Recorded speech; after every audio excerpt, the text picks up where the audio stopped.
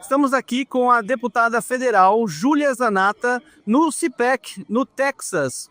E esta semana foi aprovado um PL da misoginia, que tem o objetivo de coibir ações de preconceito contra mulheres. E foi aprovado por unanimidade no Senado Federal. Para muitas pessoas do Brasil, essa é uma tentativa de censurar a população em pleno ano eleitoral. Então, eu gostaria de perguntar para você, deputada, qual é a sua impressão geral sobre a aprovação dessa lei?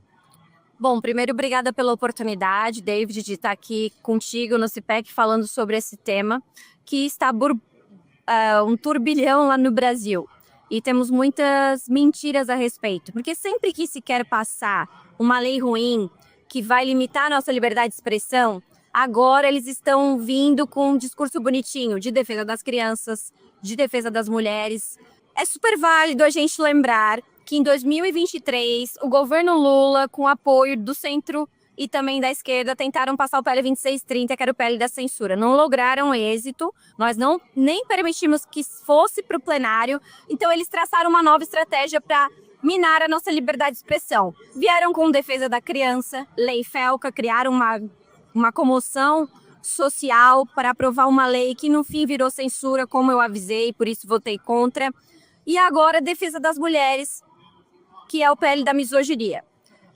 Vocês estão me ouvindo, que aquelas mesmas pessoas que sempre defenderam desencarceramento em massa, que trataram bandido como vítima da sociedade, inclusive estupradores, agressores de mulheres, essas mesmas pessoas de esquerda, PT, PSOL, estão preocupadas com a mulher?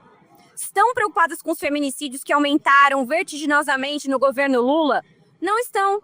Estão querendo usar a bandeira de defesa das mulheres para calar, inclusive as mulheres. Porque, primeiro, para eles tratar de questões femininas, David, eles têm que definir o que é mulher. Porque está indefinido, eles não sabem definir o que é mulher. Então, qualquer pessoa pode ser mulher. Então, essa lei pode ser usada por homens biológicos para calar mulheres como eu, que defendem os espaços femininos.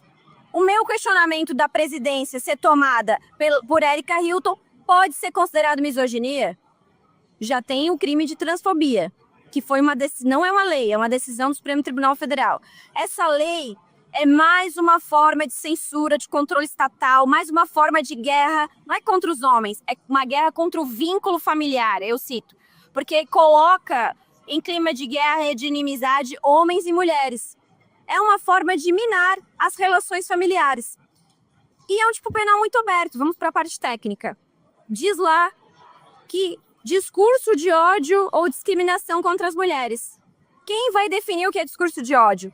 Nós deixamos um tipo penal aberto, cria vários problemas judiciais, abarrota o judiciário de demandas e cada juiz vai definir, de acordo com a sua vivência política, social, o que é discurso de ódio.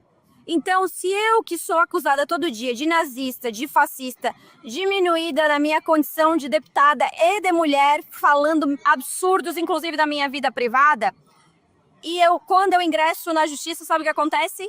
Ah, mas é liberdade de expressão, a senhora tem que aguentar porque a senhora é pessoa pública. Se eu ousar, ou qualquer um dos meus apoiadores ousarem, falarem os mesmos absurdos que falam de mim, de Erika Hilton, sabe o que vai acontecer? Vão ser condenados ou até presos. Porque a justiça ela é seletiva. Todo o estamento burocrático está tomado, em sua grande maioria, por pessoas do campo progressista. E aí é claro que a deputada Júlia nem mulher vai ser considerada, somente alguém a ser eliminada.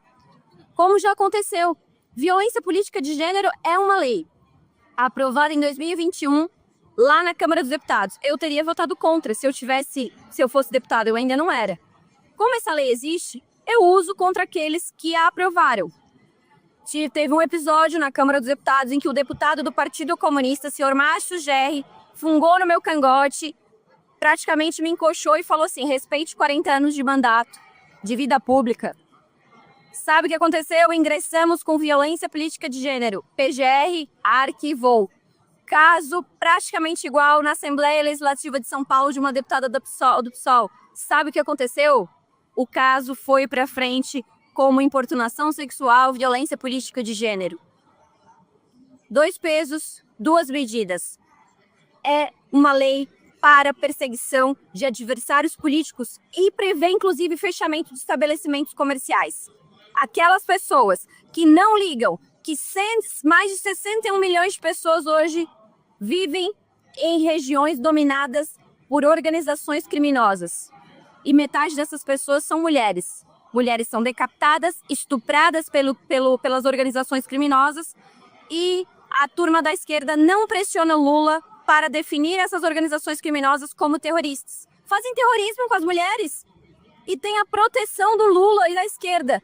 Essas pessoas não estão preocupadas com a esquerda. Uma lástima que tenha sido aprovado por unanimidade no plenário do Senado, mas eu preciso fazer justiça, David, aqui com alguns senadores, porque eu acompanho esse projeto, já não é de hoje.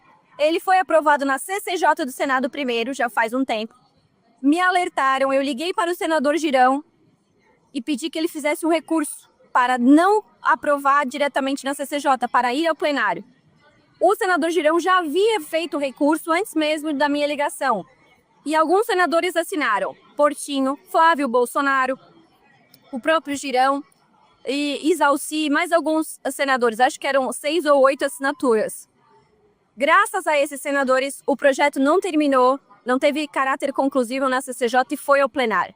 Mas, infelizmente, faltou visão política e coragem para os nossos senadores se posicionarem contrários. Porque se a direita é pautada pela esquerda, fica uma lacuna e um questionamento dos nossos eleitores mais ferrenhos. Que se é tudo igual, para que mudar? A direita precisa parar de ser pautada pela esquerda, porque aqueles que nos chamam de racistas, misóginos, vão continuar chamando. Não paguemos pedágio para aqueles que querem nos eliminar da vida política, da vida pública e até, quem sabe, nos ver mortos. E qual será a ação no Congresso em reação a essa aprovação no Senado? Porque está indo para o Congresso, para a Câmara dos Deputados, para ser votado, e a oposição já está planejando algumas ações. Quais são essas ações? Bom, o meu trabalho primeiro é de conscientização dos próprios pares. Sim, a gente tem que convencer o próprio PL a se posicionar como direita, muitas vezes. E eu sempre procuro fazer isso, mas a desculpa que eu recebo muitas vezes, você é de Santa Catarina, então o povo é mais esclarecido, é fácil votar. Então, uns absurdos assim que a gente tem que ouvir. Eu vou atuar como sempre atuei, esclarecendo as pessoas do lado de fora, via rede social, nossos posicionamentos. Do lado de dentro, conversando com os colegas, no sentido de convencê-los. E articulações como essa que eu fiz com o senador Girão. Ligar e falar da necessidade de fazer o recurso que ele já tinha feito, repito, não foi por minha causa, ele já havia feito por mérito dele esse recurso, e articular, dizer de que forma isso no futuro pode ser usado. Porque com um tipo penal muito aberto, o que acontece? Daqui 5, 10 anos, como isso vai estar sendo interpretado pelos nossos julgadores, pelos nossos juízes? Na cabeça de cada um. Se você não amarra bem o tipo penal, você cria um problema até para o judiciário que fica cheio de demandas. Exato. Muito obrigado pela sua participação e bom trabalho.